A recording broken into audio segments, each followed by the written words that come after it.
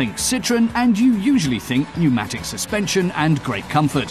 But the second generation C4 shows that comfort doesn't have to mean wrapped in cotton wool. It has a more aggressive appearance for a start, and there's also been activity on the engine front, new technology for more efficiency. We tested the eHDI 110 AirDream with an electronically controlled 6-speed transmission. It boasts 112 horsepower and, thanks to the tech upgrade, consumes just 4.4 litres of diesel for 100 kilometres.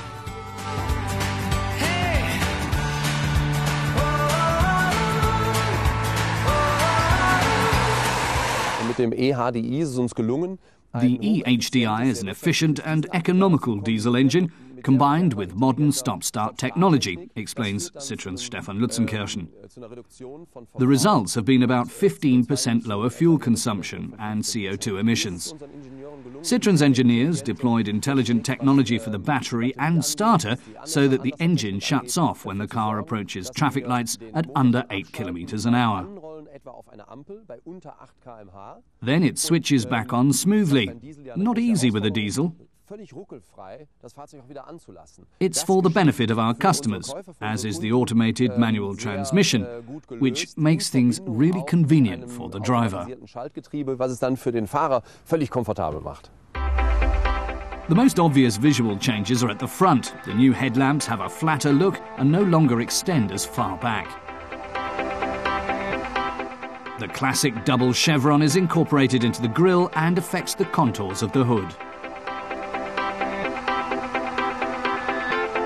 The new generation is 8 centimetres longer. That means more space for both rows of occupants and for cargo in the back. The rear lights also have been redesigned with a more horizontal shape and no longer oriented to the C-pillar. The distinctive black roof spoiler, meanwhile, also houses the third brake light.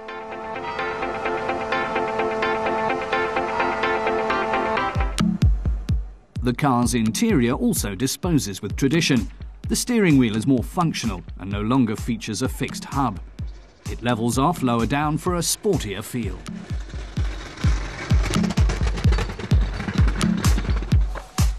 A new light concept presents the controls in varying degrees of intensity. The centre console has a clear layout, with the gear shift conveniently positioned. The optional glass roof emphasises the spacious feel inside.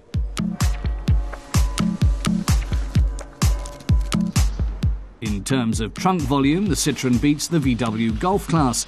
It can accommodate an impressive 408 litres of cargo with the seats up.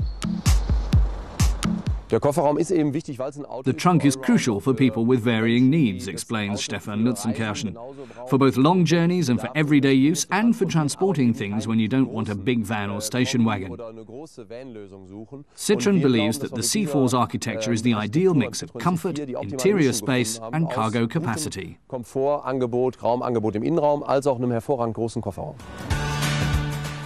The new C4 is available only as a 5-door model. For those seeking a sportier option, a 2-door version will be out next spring and will be called the DS4.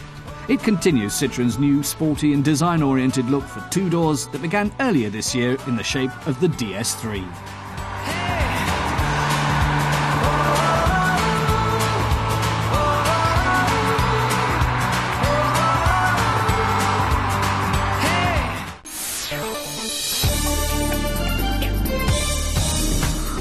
BMW has chosen its Leipzig plant for the company's first mass production of electric cars. The luxury car maker will be investing some 400 million euros in production facilities for what's being called the Mega City Vehicle Project, the world's first mass-produced auto with a passenger compartment made of carbon fibre. Powered by 2 electric motors and a diesel, the car is expected to use well under 4 litres of fuel per 100 kilometres. 3 years after its premiere, the Mazda 2 is getting a top-to-bottom facelift.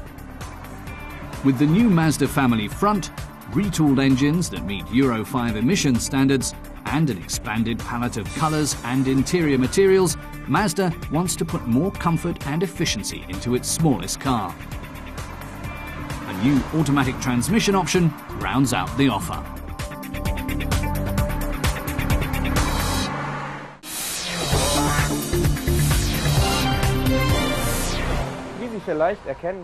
Car tester Mathis Kurat is standing on a hunter's perch at the edge of a forest.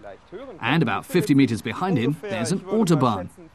That's the challenge for the two cars he'll be testing, two old-fashioned off-roaders. The Mercedes G, which, except for the interior, is practically unchanged since its introduction in 1979, and the Jeep Wrangler, which has a genealogy stretching all the way back to the Willys Jeep of 1941. Although a bit more has been changed here in the meantime.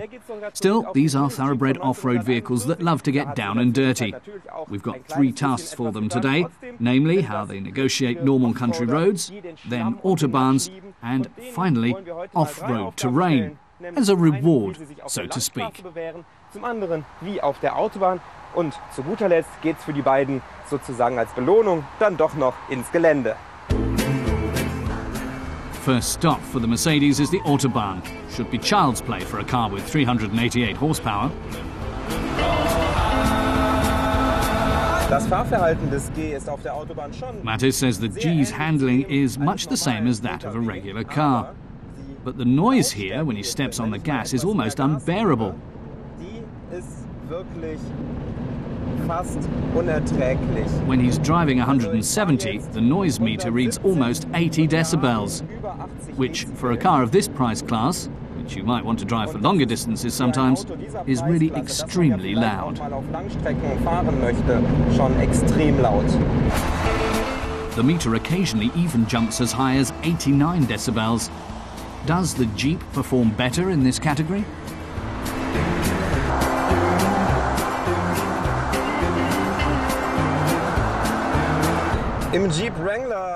Mathis finds that driving the Jeep Wrangler feels pretty much like driving a truck.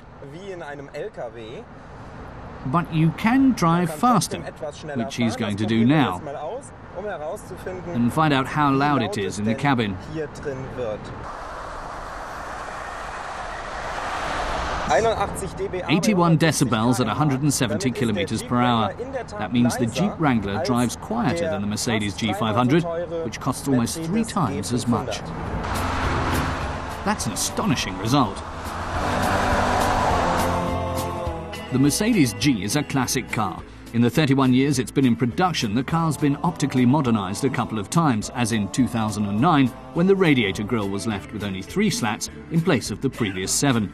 But its basic design remains the same. Less robust features include the painted bumpers and mirrors with built-in blinkers. But in general, it's a robust animal, almost impervious. Step boards and lateral protection strips invite you to get this car really dirty.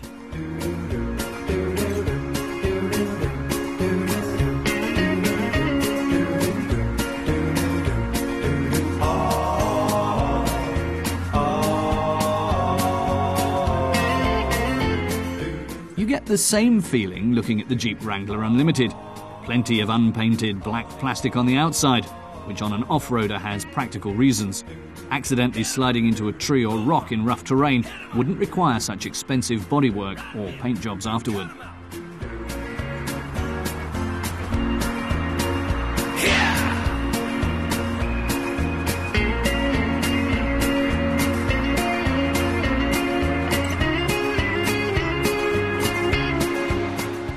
The G-Class ragtop is available with only 2 doors.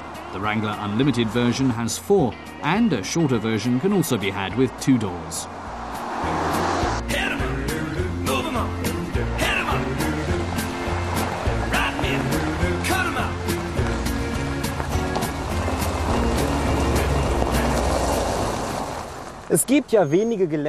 As Mathis points out, there aren't many SUVs with soft tops that you can even open, but these models are both in that club, and since the sun's shining today, why not drop the roof?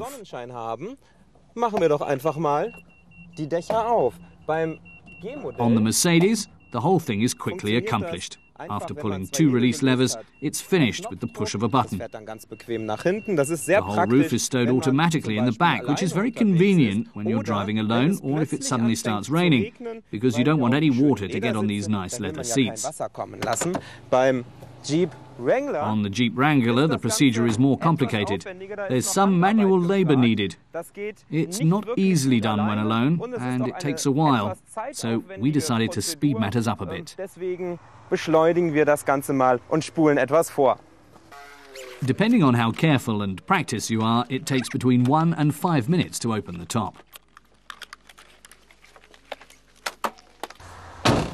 It looks a bit scrunched up, Mattis says. Maybe we should have looked at the owner's manual. On the country road, the G displays the same characteristics as on the Autobahn.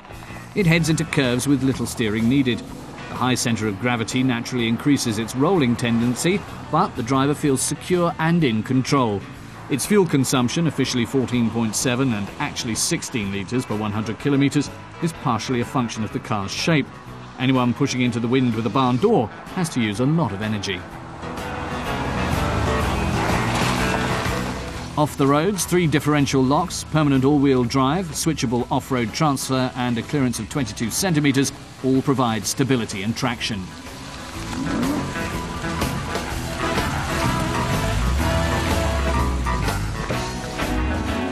Should the challenge still prove too great and the car gets stuck, it can mostly be freed with a bit of luck and skill, though admittedly street tyres are a compromise, even on a real off-road vehicle.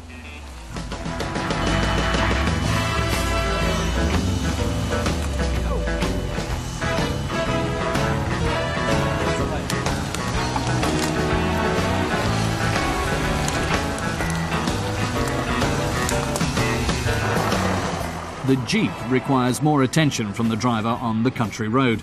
The very indirect steering gives a feeling that isn't as secure or controlled as the Mercedes does. The suspension is a bit softer, which also increases roll tendency in curves. Fuel consumption is an average of 2 to 3 litres higher than listed, likewise partially because of the car's high weight and wind resistance.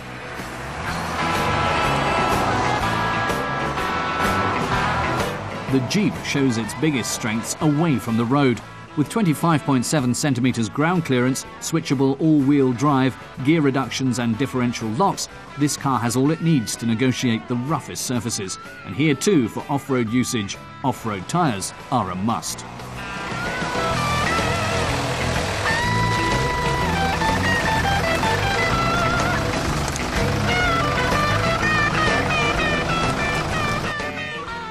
As Mattis says, these are 2 off-roaders that live up to their name. The Mercedes G and the Jeep Wrangler. At just under 100,000 euros in the 500 version, the G isn't cheap, but offers lots of luxury inside. A big minus point is the noise level on the Autobahn. For this price, 90 decibels are too much. In comparison, in the forest, only 35 decibels. Peace and quiet. The Jeep Wrangler is more convincing off-road because it's simply the more basic version, and you don't have to worry about hitting something because the unpainted plastic is very tough and can take a lot. And that's why the winner today, even though my favourite used to be the G, he says, is the Jeep Wrangler. Der Jeep Wrangler.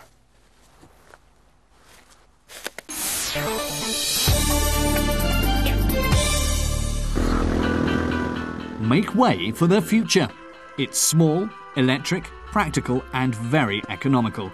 Including batteries, the new Rinspeed UC weighs just 980 kilograms and can travel 105 kilometers on a single charge. The car's low weight boils down to design, which employs a lot of plastic. In the last few years, the material has become even more flexible, which also ends up lowering its cost. The UC is simple to charge up. The car just has to pull into an electrical filling station and hook up a cable.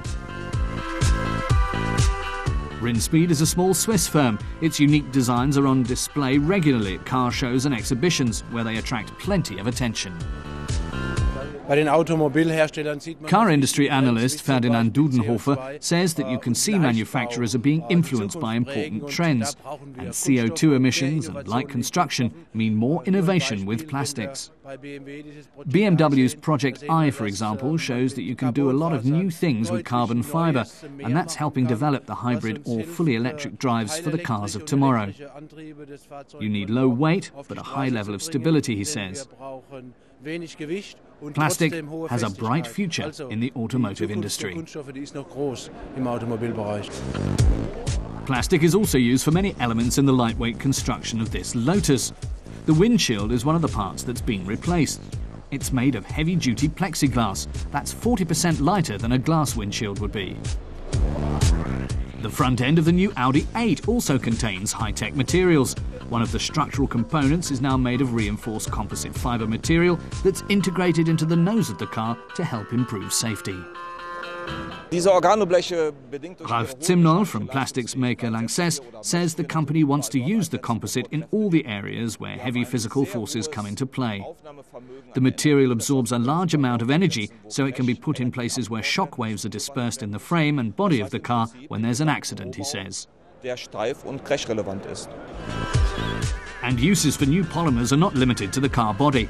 Many of the thousands of other components that go into a car are increasingly being made with the versatile material. Plastic will be all over cars in the future.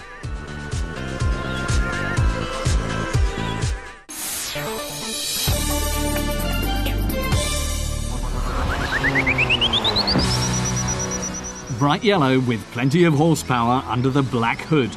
Christian Niesen's Ford Capri is gorgeous. The fast coupe made with the May turbo kit is a very rare sight nowadays.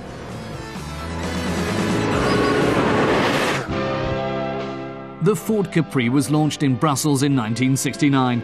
Back then, a turbo-powered engine was still a distant dream.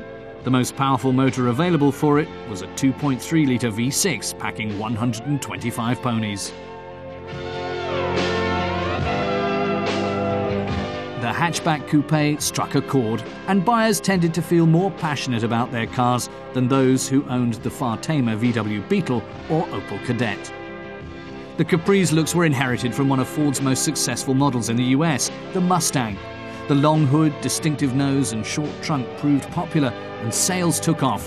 Around 1.1 million first-generation Capris rolled off the assembly line in all. Today, nobody knows exactly how many of them were customised with the May turbocharger, but Christian Niesen can tell us plenty about the history of his own classic car. Das Auto ist Baujahr 71.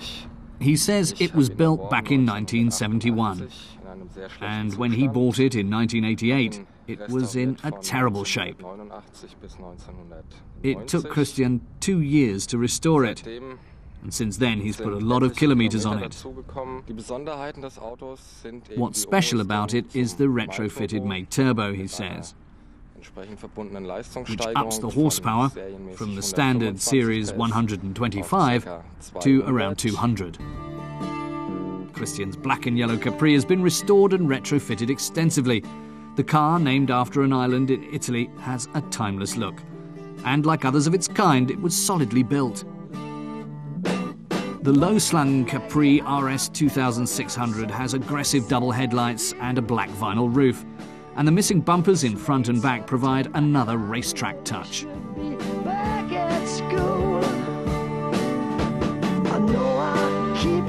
The three-spoke steering wheel and the wood veneer film on the dashboard give a hint of sporty luxury. The boost pressure indicator was installed along with the May turbo kit. The reason the cockpit of a Capri heats up so quickly is hidden under the long black hood. Christian's V6 has more displacement than the series car, as well as special pistons, some strengthened components and an electronic ignition. The sheer power of the 200 horsepower provided by the May Turbo also required several modifications to both axles and the braking system.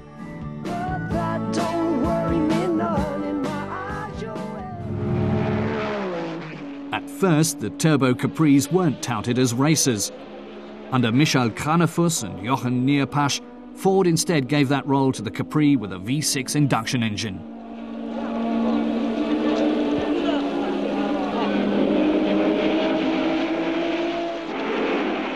Very few Capris boasting May turbo power were ever sold outside of Germany.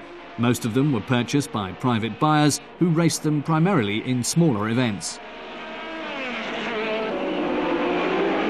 The Capri's racing activities and sporty image quickly won Ford a following among connoisseurs. Hard-fought duels with BMW coupes were a hit with fans, and success followed success. At the beginning of the 1970s, the Capri took 4 German titles and 3 European championships. Many tried-and-true Ford fans still fondly recall that era of dominance 30 years ago.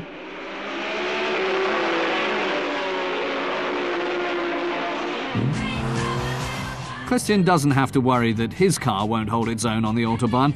In his turbo Capri, he's overtaken a Porsche or 2 over the years.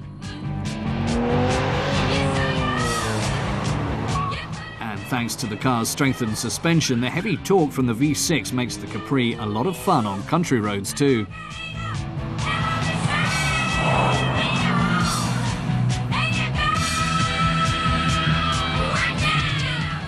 Michael May only fitted around 4,000 cars with his turbo kit, among them Ford 20Ms, Granadas, Opel Mantas, BMW 2002s and VW Beetles. Christian Niesen knows exactly how rare highly customised Capris like his are. He loves the car and says he would never let it go.